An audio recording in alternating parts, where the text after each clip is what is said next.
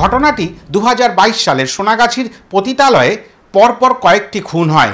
এছাড়াও এদিক ওদিক মিলিয়ে মোটামুটি চারখানি যে খুন হয়, সেই খুনগুলির মোটিভ এবং সেই খুনগুলি যে একটি মানুষ দ্বারাই হচ্ছে বা একটি দলের দ্বারাই হচ্ছে, সেটা খুব সহজেই প্রমাণ করা গেছিল। দেবাশিস দত্তের নাম পরিবর্তন করে এখানে দেবাঞ্জন দত্ত রাখা হয়েছে। সেই দেবাঞ্জন দত্তের চরিত্রে অভিনয় করেছেন ঋত্বিক চক্রবর্তী।